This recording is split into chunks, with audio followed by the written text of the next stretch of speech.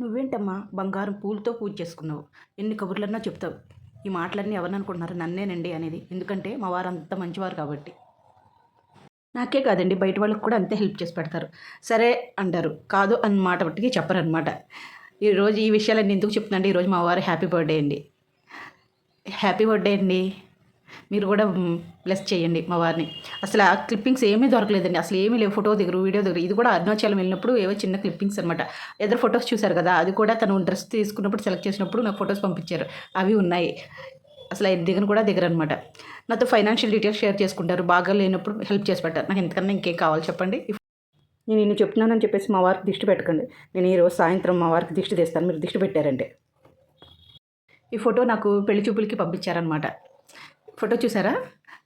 Hair అది కూడా బాగుంది.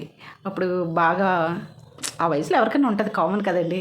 వయసు వచ్చే కొద్దీ మొత్తం ఊడిపోతుంది జుట్టు అంది. చూడండి ఆ ఫోటో. నేను ఆ ఫోటో చూసి ఇంక నేను ఎందుకు వదులుతాను చెప్పండి? నేను అస్సలు వదల, నేను చేసుకుంటే ఈయనే చేసుకుంటానని చెప్పేసి అన్నాను అనమాట. 1 ఇయర్ వెయిట్ చేసిన తర్వాత అప్పుడు నేను పెళ్లి చేసుకున్నా ఈయన్ని. నాకన్నా మా నాన్నకైతే ఇంకా బాగా నచ్చేశారు, అస్సలు వదలలేదండి. ఆయన ఒక కొడుకుగా, తండ్రిగా, భర్తగా అన్ని రోల్స్ బాగా డీల్ చేస్తారండి. ఎవరిని గమ్ముని ఒప్పించి మాట్లాడరనమాట. పిల్లల్ని కూడా నేనే ఎక్కువగా తిడతా ఉంటే, ఎందుకు అట్లా తిడతావు, నన్నే అరుస్తారు పిల్లలు. నేను ఎప్పుడన్నా కానీ గదిగితే ఎందుకు గదుగుతున్నావు అని చెప్పేసి అరుస్తారు. అంతేగాని పిల్లలు ఇట్లా అంటారు కానీ చేయి కూడా చేసుకోరు.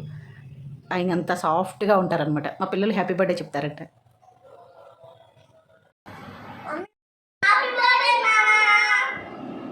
ఓకే.